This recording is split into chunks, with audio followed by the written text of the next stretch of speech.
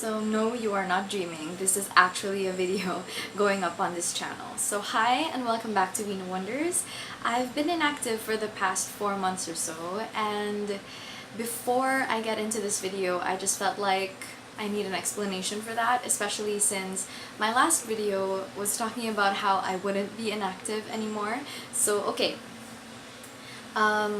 a couple of major things happened to me over the past couple of months, and it literally feels like the person who posted that video was living a completely different life, and I guess in some ways I was, or she was. So anyway, one of the major changes in my life over the past few months is that I decided to quit my job, or the job that I'd been at for the past 4 years.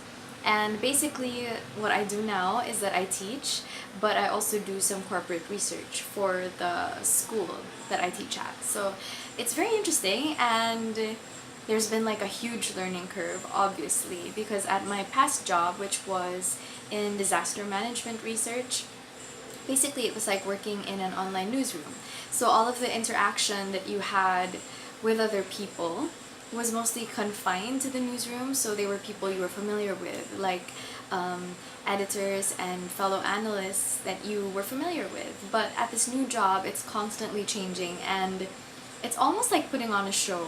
If any of you guys have ever watched Downton Abbey, I know that's like a strange comparison, but yeah, I just sort of feel like that, where every occasion is kind of like a show and you sort of have to put yourself out there. So I've been very busy doing that, like trying to perfect my skills at presenting myself, which I'm not really good at, I think, inherently, just because I'm always overthinking things. I'm always like is it double guessing? Is that the word? Second guessing. I'm always second guessing myself. So I'm trying to be a bit more sure, and it was very difficult to learn that at first, but I think I'm a lot better at it now. So there was that whole thing, like suddenly having to pay attention to the way that I look. And I've always been kind of vain, don't get me wrong, but what I mean is that having to do it in this conscious, like, everyday way, whereas before it used to be more for fun. So yeah, that's been interesting, and I really like that. I think it's like a really good change. I feel like it's been very good for me as a human being because I've been able to grow a lot. And the second kind of big thing that happened to me, obviously, is grad school. And I think the last video I posted was right at the start of grad school, if I'm not mistaken. But anyway, things have been great since then. Like, I got a scholarship, which is amazing, and honestly I applied for the scholarship and didn't even check the results because I was so sure that I wasn't going to get it. But then my friend who also got a scholarship was like, dude, you should check. And I was like, fine, I'll check. So I did, and I ended up getting that. So that was really great because tuition at my school is really expensive. It's like one of the, not to brag, it's one of the top universities in the country, and it is a bit expensive. So yeah, that was sort of a big load off of me. And then I won a poetry grant, which of course has sort of taken over my life because, well, you know, I think in other countries, like, people, like, the university would give the author the money first and then wait for the results, or at least do it partially. But here, of course, you know, hashtag third world problems, we actually get the grant money after we finish the collection. So I know that sounds counterintuitive, but I actually kind of understand. Like, especially people with that sort of typical writer's temperament. Like, I'm not like that, but I know a lot of people who are, so I understand. But yeah, I've been very busy, and I've just been sort of writing and writing and writing and writing. And obviously this term I'm taking a bunch of workshop classes too, so for fiction and poetry, and I've been having to like do that. And yeah, that's been what's taken up most of my time. So I haven't really had time to film. Like, on the weekends I'm just like not a person, like, and I couldn't do it. So yeah, today though, it's the kids' summer, so it's a little bit easier for me. Like my schedule isn't as packed. So hopefully I'll be posting soon, but I think the most that I can promise you guys is probably a video or two a month. So mostly they're going to be things like this, like reading wrap-ups and currently readings, because I don't really have time like to think about like a whole discussion series, and I don't know, those get less views anyway, as much as I enjoy filming them. So anyway, today I thought I would share some books with you that I've read over the past months, and then some other books that I'm currently reading, because obviously I always have to be currently reading now. Okay, so these are mostly poetry books with the exception of one. I think I mentioned this before maybe, but I've chosen to do my thesis in poetry, so that's been a real relief to me too, because I've always felt like a little bit guilty for enjoying poetry so much, and I know that sounds stupid, but I began in fiction and I started in fiction, and there's just always been this part of me that's been kind of stubborn and like, no, like I write fiction, or I want to dedicate my life to writing fiction. But the truth is that I enjoy poetry more, and it intrigues me more, challenges me more, and so everything I've been reading is mostly poetry. So I'll start with the things that I finished reading already. Maybe I'll read you guys some. Okay, so two of these are rereads because I went to a talk that was held by one of these authors, and she's one of my favorite authors, and also like a really amazing person. Like she's someone that I really look up to in the Philippine community, and her name is Conchitina Cruz, or Ching B. Yeah. She's actually the person who wrote my recommendation to grad school, because I had her critique a manuscript for me before, and she's just so sweet and so amazing. And I went to one of the first talks that she's given in over like 10 years about her actual poetry. And this is her latest release. It was released like 2 years ago. So I reread this after listening to her talk just because I was so inspired, and I still love it. The thing about Ching B's later work is that she sort of does this where she writes really long poems. Like this is one poem. And so the book is sort of divided into these sequences. Yeah, so I'll read you guys a shorter one because I think it wouldn't be practical for me to read you guys a longer one. Okay, so Dear Discipline, all day I rehearse show tunes in the second person, try it like tourism, my trilling heart. Is this the button for my visa to the interior? My accents hallucinate a surplus of prepositions. My protagonists take turns taking no for an answer. So yeah, she writes really, I don't want to use the word domestic, but poetry that's really grounded in the everyday things, and I really appreciate that about her. For our workshop class, we had Mort Cayanan, who is another amazing poet and who is just like such a warm person. We had him as one of our panelists, and I reread this book of his. This is Narcissus by Mark Anthony Cayanan, and just the way that Mark writes, like Jesus, some of the most like ambitious and precise poetry that I've ever read. And he always says that like he thinks his poetry is too graceful, like he doesn't like that about his poetry, but I'm like, geez, what the fuck, like it's so good. I'll read you guys this one. It's called The Private Life. To live is to witness the trail of things leave in their quick. My small hand waved before candlelight is a peacock's plumage.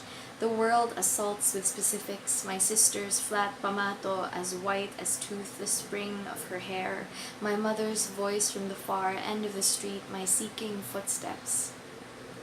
My mouth clamped in silence, my finger dips into the cistern and I mar my face. Above me stained glass windows, the whites of the virgin's eyes jaundiced by two suns. The sun maintains its regard for the collective, the beautiful, the drab, garner the same affection, the private life opens its petals, and the bleary-eyed light nods off. It is not merciless. Yeah, that's Mark. Jeez, Mark.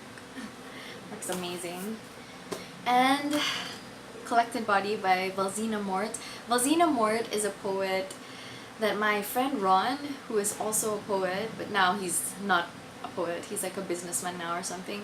But yeah, my friend Ron who has been my friend since college, has told me about Valzhyna Mort, but I haven't really picked up any of her stuff because it's not available here. So I had to go on Book Depository to buy this, just because I saw a video of one of her readings and her voice, oh my god. Okay. She also has a lot of long, like, prose poems, which I like because I write a lot of longer prose poems as well. Okay, so here, this one is called Crossword. A woman moves through dog rose and juniper bushes, her pussy clean and folded between her legs, breasts like the tips of her festive shoes, shine silently in her heavy armoire. One blackbird, one cow, one horse. The sea beats against the wall of the waterless. She walks to a phone booth that waits, a fair distance from all three villages. It's a game she could have heard on the radio, a question, a number, an answer, a prize. Her pussy reaches up and turns on the light in her womb. From the rain, she says, into the receiver. We stacked white tables and chairs under a shed, into a crossword puzzle, and sat ourselves in its grid. The receiver is silent, the bird flounces, like a burglar caught red-handed. Her voice stumbles past swollen glands. The body to be written in the last block, I can suck his name out of any letter. All three villages cover their faces with wind. So yeah, super haunting and, again, so precise. I think that's my thing now. I'm like obsessed with precision in poetry. Okay, so let's move on to the things that I'm currently reading. Okay, so the first one is The White Album by Joan Didion. I've been wanting to read stuff by Joan Didion since last year when I watched The Center Will Not Hold, which, if you haven't seen it yet, is an amazing documentary on her life and her life's work, and it's on Netflix. So super favorite, really, really good. And I saw that the library had this, but I ended up like having to put back the book because it was Christmas break, so I ended up buying my own copy. And I love the way that Joan Didion writes. Like, I think that during my creative nonfiction classes, which I'll be taking next term, I'll be really, really interested in seeing what my professors have to say about her.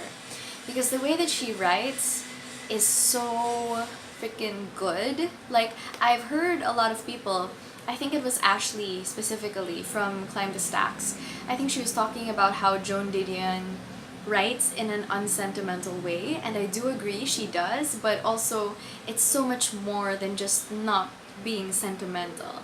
I think it's restraint of emotional language to be able to let the reader feel the actual emotions, if that makes any sense. Like, she doesn't tell you how to feel, she bombards you with facts and images and situations and allows you to make up your mind. So I'm really enjoying this. I stopped at the essay, her essay about the Getty, or like the Getty Museum in California, and it's really interesting.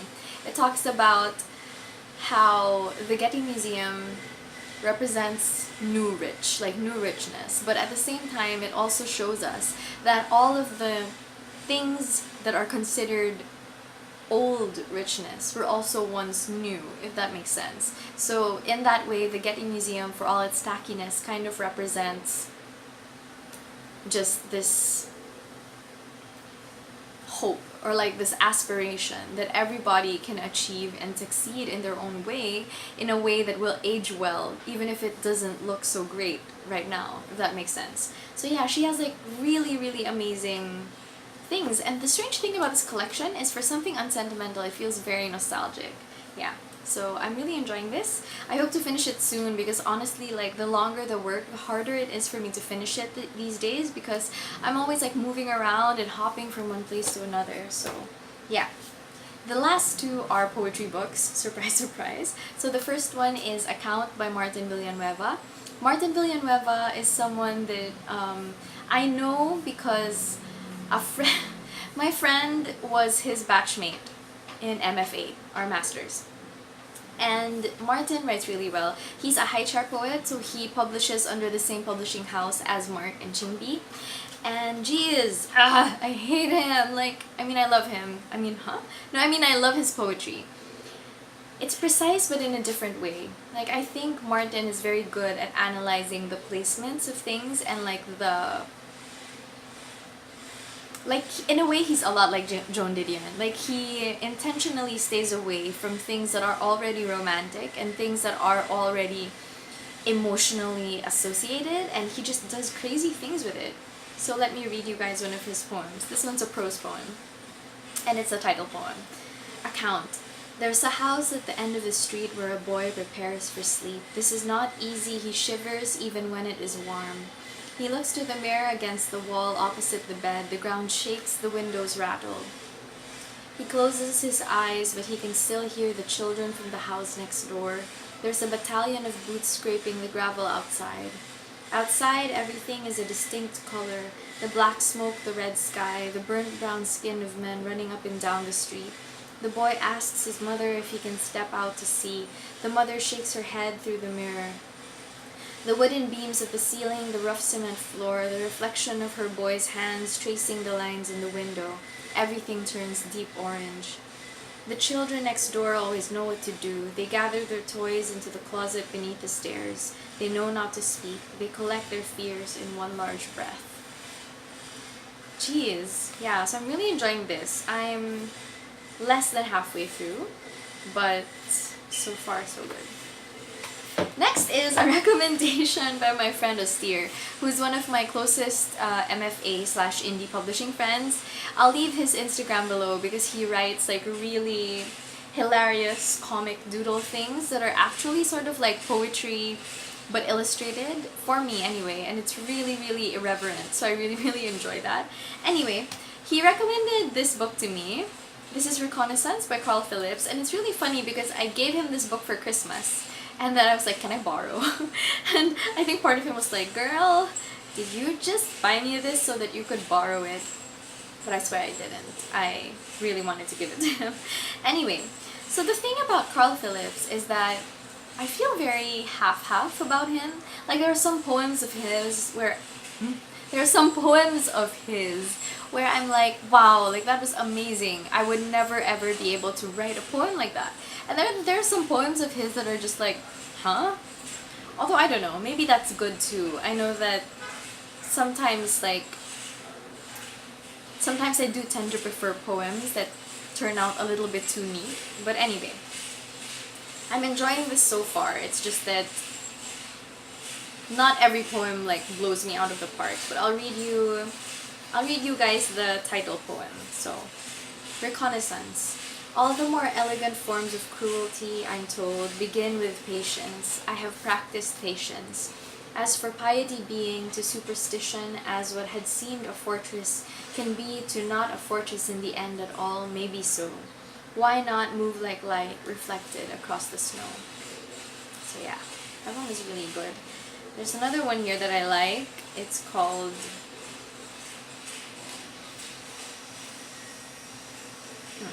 After Learning That the Spell is Irreversible. In the fresco of you telling me the dream, all over again, one dog killing another, the larger one taking the smaller one's head in its mouth and then biting down, waiting for that stillness that sometimes I don't feel like anymore like waiting for. How cold it is, how windless.